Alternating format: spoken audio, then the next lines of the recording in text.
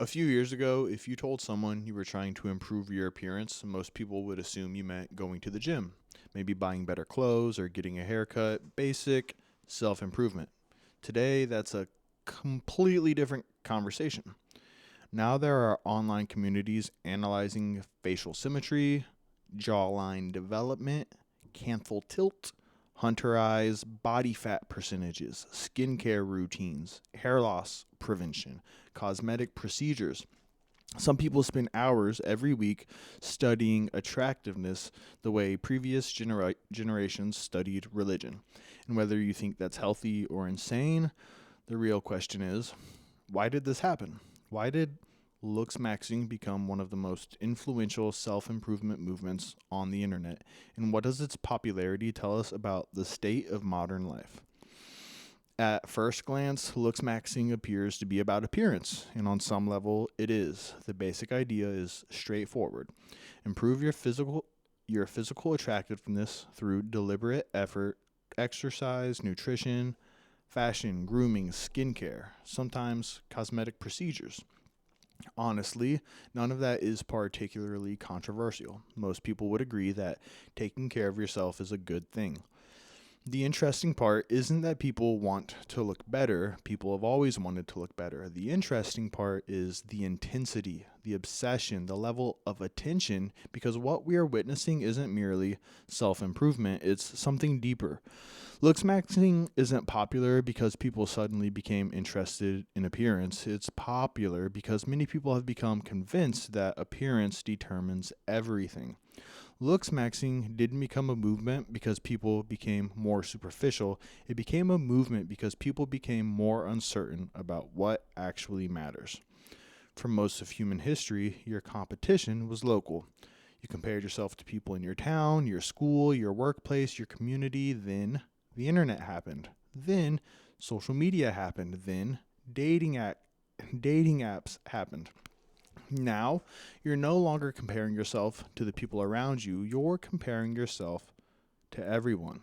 Every day, every hour, every scroll, a teenager in Indiana can compare himself to a fitness influencer in Los Angeles, a model in Milan, a celebrity in Seoul, a millionaire entrepreneur in Dubai.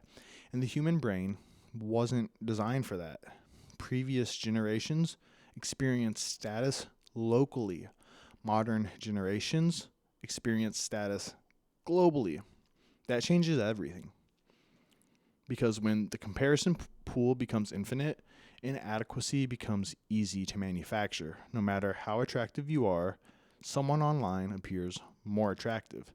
No matter how successful you are, someone online appears more successful. And no matter how happy you are, someone online appears happier. Previous generations compared themselves to their neighborhood. Modern people compare themselves to the entire planet and then wonder why they feel inadequate. Here's why I think many critics get it wrong. They assume Looksmaxxing appeals to people because they're shallow. I don't think that's the primary reason. I think it appeals because it offers certainty. Modern life feels confusing. Careers are changing, relationships are changing, technology is changing, social norms are changing. Everything feels unstable, and Looksmaxxing offers a simple answer. If your life isn't where you want it to be, start here. Improve your appearance, take control, optimize what you can control. And honestly, there's something attractive about that message because, unlike many of life's problems, appearance feels measurable. You can lose weight, build muscle, improve your style, fix your grooming, track progress, see results. In a world full of ambiguity, Looksmaxxing offers a scoreboard. But every philosophy has a shadow side, and Looksmaxxing is no exception. The danger begins when self-improvement turns into self-surveillance, when every mirror becomes an evaluation, every photo becomes evidence, every interaction becomes confirmation of your perceived attractiveness. The original goal was confidence. The new goal becomes optimization, then more optimization, then more.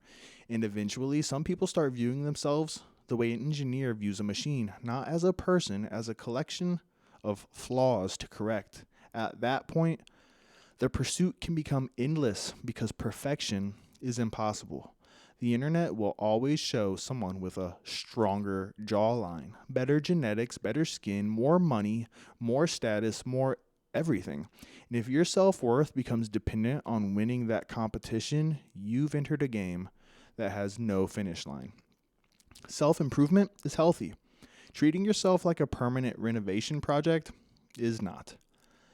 This is where Looksmaxxing often overlaps with the manosphere, and to understand why, we need some nuance. The manosphere isn't one thing, it's a collection of communities. Some focus on fitness, some focus on dating, some focus on self-improvement, some focus on resentment, some genuinely help people.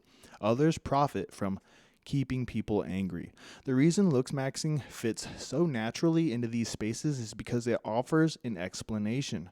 Sometimes an overly simple explanation. If you're struggling socially, it's your looks. If you're struggling romantically, it's your looks. If you're struggling professionally, it's your looks. The appeal is obvious. A simple explanation feels better than uncertainty. But reality is rarely that simple. Appearance matters, probably more than many people want to admit, but reducing your entire life to attractiveness creates a different problem. Because then every setback becomes proof that you aren't attractive enough, and every success becomes evidence that appearance is all that matters. Neither conclusion is entirely true. This is why I think Looksmaxxing became something larger than a self-improvement trend. It became a belief system, not because people worship appearance, but because it answers questions. Questions about dating, status, identity, belonging, meaning. Religion historically helped people understand why their lives looked the way they did. Looksmaxxing often serves a similar function. It provides a framework, an explanation, a story. And when people feel lost, explanations become powerful, especially explanations that promise control. That's why the movement continues growing, not because everyone is obsessed with beauty, but because many people are searching for certainty. The truth is, looks matter. Pretending otherwise isn't helpful, but they're also not the entire story. The danger isn't going to the gym, improving your style, taking care of yourself. Those are generally positive things. The danger is believing that every problem in life can be solved by becoming more attractive, because at some point, a search for self-improvement can quietly become a search for self-worth, and those are not the same thing.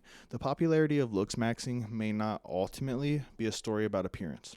It may be a story about what happens when millions of people feel uncertain about who they are, where they fit, and what actually determines success in modern life. What do you think? Has Looksmaxxing become a positive force for self-improvement, or has it crossed into something more obsessive? Let me know in the comments, and if you enjoyed this video, subscribe for more conversations about culture, psychology, tech, fitness, and modern life. I'll see you in the next one.